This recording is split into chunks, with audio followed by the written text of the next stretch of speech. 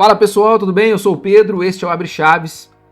Quem acompanha aí o universo de desenvolvimento de games sabe que recentemente a Unity entrou numa imensa polêmica. Bom, a Unity queria criar uma taxa nova para projetos já existentes e cobrar os desenvolvedores de um valor a mais, sendo que isso poderia inviabilizar diversos projetos, principalmente os desenvolvedores menores, né, os projetos mais que têm um orçamento menor. E aí foi uma barulheira, né? Reddit, LinkedIn, o próprio Instagram da Unity recebeu uma série de críticas e eles repensaram. E aí, vendo o que aconteceu, eu resolvi fazer um vídeo para mostrar para vocês que existem ferramentas além da Unity, né? Então eu trouxe aqui 10 ferramentas, incluindo a Unity, que são gratuitas e você pode iniciar o desenvolvimento de games. Então, bora pro vídeo.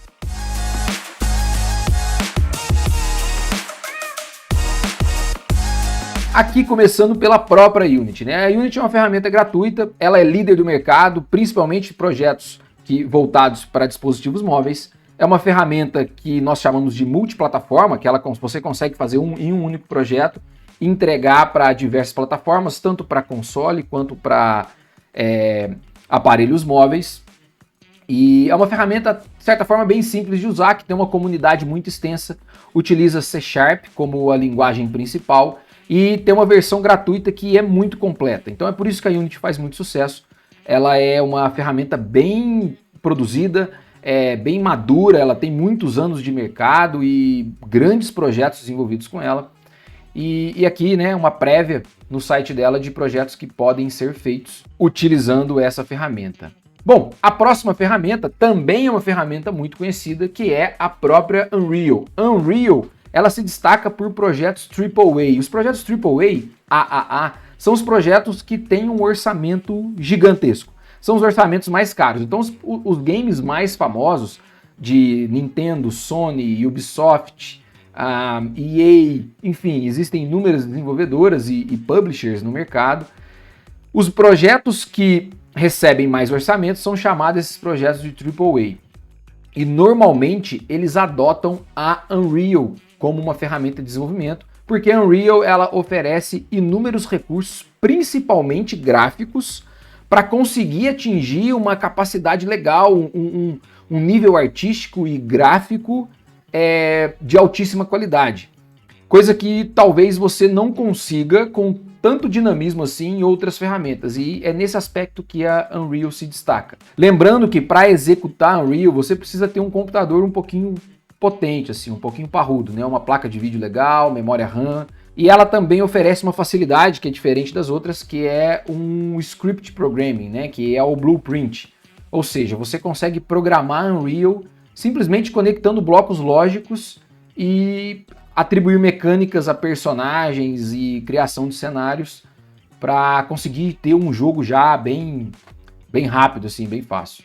A terceira ferramenta que eu queria trazer, na verdade, é uma concorrente direta da Unity, né? A Godot, ela começou a ganhar relevância depois, inclusive, dessa polêmica com a Unity. A Godot você consegue fazer jogos 2D, jogos 3D, assim como a Unity Unreal. E é uma ferramenta que tem uma certa semelhança, uma interface semelhante com as outras, né? Então aqui nós podemos ver que tem também uma comunidade forte, não tão forte quanto a Unity, mas também uma comunidade forte. Temos uma página onde, por exemplo, você pode acessar a documentação e aprender a trabalhar com a Godot. Ela também usa C#, o que facilita muito a migração da Unity para Godot. E aqui nós podemos ver os projetos feitos na Godot, né? Então tem projetos 2D, projetos 3D, tem muita coisa sendo feita e migrada para Godot. O que é legal é que é uma ferramenta completamente open source, gratuita e vive de doações. Então não existirá uma taxa ou um revenue share que nós falamos, né? Em algum momento que o seu projeto atingir uma receita específica, você tem que estornar uma porcentagem dessa receita para o dono da engine, como a Unity faz e a própria Unreal também, né? Então a Godot tem ganhado bastante destaque nesse sentido, e aí ela consegue também entregar inúmeros recursos. E a próxima ferramenta que eu vou mostrar é uma ferramenta que foi desenvolvida pela King. Sim, a King, a dona do Candy Crush, um jogo famosíssimo de puzzle, e ela desenvolveu uma ferramenta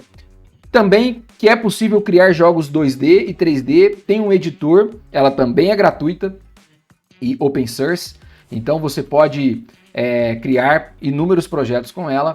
Diferentemente das outras ferramentas que eu já citei, ela não é uma ferramenta tão conhecida assim. Então ainda é uma ferramenta que está buscando construir a sua comunidade, mas também já existem inúmeros projetos sendo feitos e utilizando a Default. Pode fugir da Unity, fugir da Unreal, fugir da Godot e ir atrás de uma outra ferramenta completamente diferente, que também vai te entregar recursos bons o suficiente para você construir o seu projeto.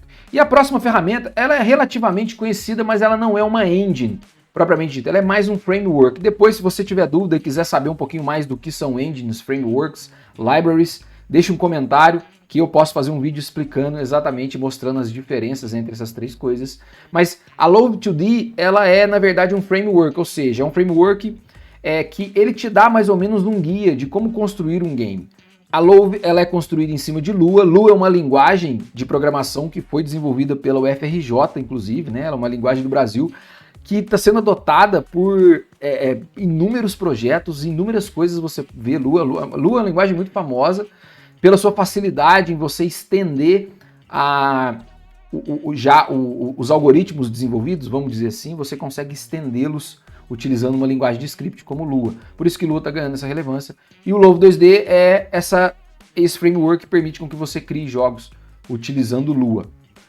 A próxima ferramenta também é relativamente famosa, mas é a libgdx, né? Ela é também um framework ou mais uma biblioteca que facilita a comunicação do seu programa com a placa de vídeo. Então ela tem várias chamadas e várias interfaces para você conseguir desenhar objetos na tela e fazer criar mecânicas utilizando gráficos.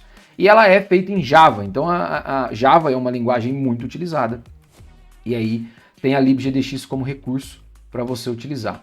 A próxima, confesso que eu já tinha ouvido falar, mas eu não conhecia, é a Armory. A Armory, ela é uma ferramenta integrada ao Blender. O Blender é uma linguagem é uma ferramenta de modelagem para você criar objetos 3D. E dentro dessa ferramenta, dentro do Blender, há uma engine para você programar os games. Então você consegue utilizar essa engine para criar coisas, criar objetos, criar propriamente um game dentro do Blender, né? Então é uma ferramenta integrada com uma outra ferramenta de modelagem 3D. Para quem gosta de Python, aqui também tem uma outra ferramenta que é a Pygame. A Pygame também é um framework ou mais uma library, né? Uma biblioteca que também facilita o uso de Python para você comunicar com a placa de vídeo e desenhar coisas na tela, criar a mecânica, né? Talvez toda a parte de álgebra que é necessária para você utilizar em games, essas bibliotecas elas facilitam o uso de vetores, matrizes, posicionamento de imagens, colisões enfim. E aqui tem inúmeros projetos que foram feitos utilizando a Pygame. Eu desconheço projetos profissionais que foram feitos com Pygame, mas é uma ferramenta muito legal caso você goste muito de Python e quer aprender a desenvolver games. Acredito que esse seja um caminho. Bom, nós temos também a Monogame. A Monogame utiliza C# e também é uma ferramenta multiplataforma, onde você pode desenvolver inúmeros projetos, inclusive um jogo extremamente famoso, Stardew Valley, foi feito utilizando Monogame. Então você pode criar jogos 2D, jogos 3D, e ela também é uma ferramenta talvez até mais utilizada do que a Armory ou a Pygame, por exemplo, né? E por último, temos uma ferramenta que é relativamente famosa, feita por uma grande empresa, que é a Crytek. A Crytek é dona do Crysis, do Far Cry e jogos em primeira pessoa. E eu trouxe para vocês porque também é uma ferramenta de um estúdio famoso que é gratuita.